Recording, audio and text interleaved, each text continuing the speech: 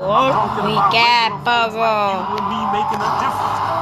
Và hôm nay tôi sẽ chỉ cho các bạn cách lấy trực thăng trong game một cách dễ dàng khi bạn mới chơi. Nhưng mà tạm thời giờ tôi đang bị cảnh sát dí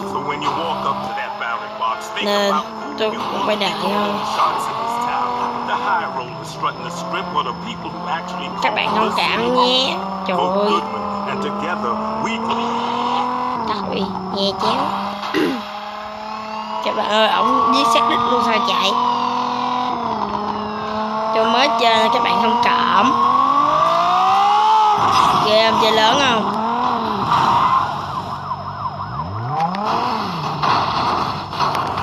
Kẹt rồi.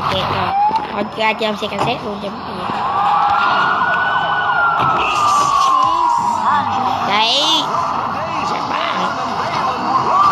Bây giờ gì vậy? Bây giờ tôi chuẩn bị sẽ chỉ cho các bạn cách chôm xe, chôm trực thăng của cảnh sát. Bây giờ các bạn chỉ cần đi theo tôi, cứu đi để trốn tránh nhà cảnh sát. Là bước một. Tôi bật quá để bay ra trên trực thăng bình thường. Xong rồi các bạn sẽ chơi một trực thăng cảnh sát rất là dễ dàng. Nhưng mà đối với tôi nó cũng hơi cao.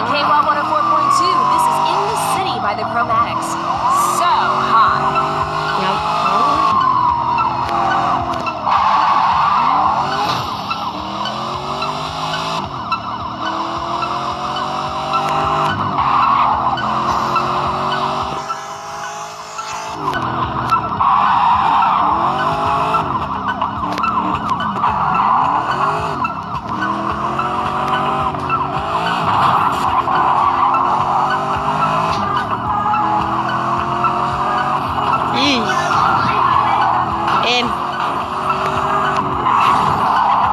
bây giờ tôi sẽ chỉ cho các bạn cách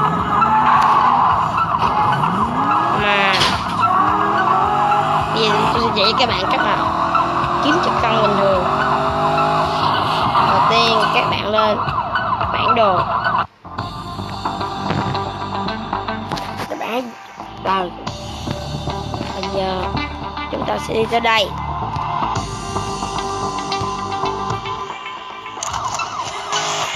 Cũng không sai lắm các bạn ơi.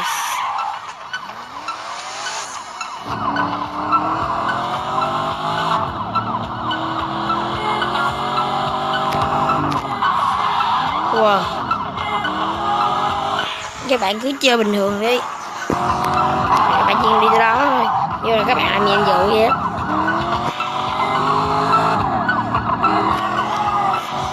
Game này khá là khó chơi.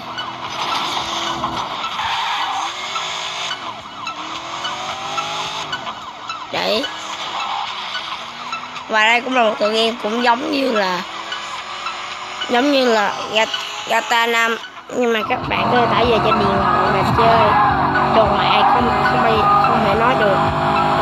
Cũng khá là hay. Game có cốt truyện rất là hay. Và chúng ta sẽ tới nơi rồi. Bạn không cần tới đó đâu, các bạn chỉ cần tới đây thôi à. Và các bạn phải chơi một chiếc trực thăng.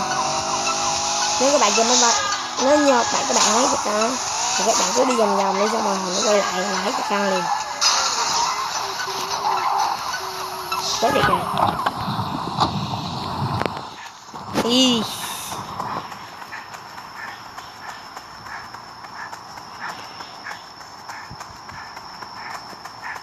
Rồi trực thăng kìa mấy bạn. Tôi đã thấy cái cánh màu xanh của trực thăng. Alo, chiếc trực thăng màu vàng. Bây giờ tôi sẽ chôm.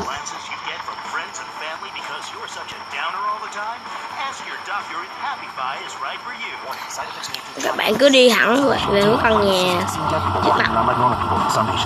Bay ngang qua nó. Và các bạn thấy một vùng rất là xa. Nó cũng khá là xa các bạn ơi. Để nó cách nhau một map luôn. Các bạn bay hack xuống để rồi khỏi giết trực thăng. Mặt chôm nó. The next cut I've got for you encapsulates the way I like to live my life.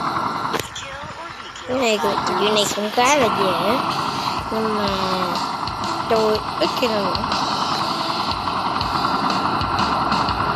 Các bạn tránh qua một bên, xong các bạn nhảy vô, bạn kiếm chiếc trực thăng kìa. Khi các bạn thấy chiếc trực thăng, các bạn bay hẳn lên trên.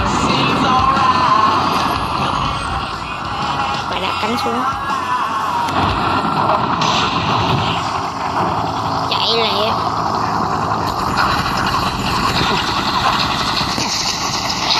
Các bạn nên chuẩn bị cho mình một bình máu, để có gì hồi máu luôn. Vậy ra các bạn đã có một chiếc trực thăng, nên tôi không chỉ như vậy. Tôi sẽ chỉ cho các bạn chỉ trốn để xem các bạn bay cao lên và né những con xét phía dưới. Trên bản đồ khi cái màu xanh đầy, khi cái màu xanh hoàn toàn, khi cây đó hoàn toàn biến mất hết, các bạn nên xét. Rồi giờ các bạn có thể không dùng pháo, dùng súng máy. Tôi chỉ chỉ thế rồi. Cảm ơn các bạn đã coi video của tôi và nhớ like, subscribe để tôi có động lực làm tiếp video nhé. Tạm biệt và hẹn gặp lại.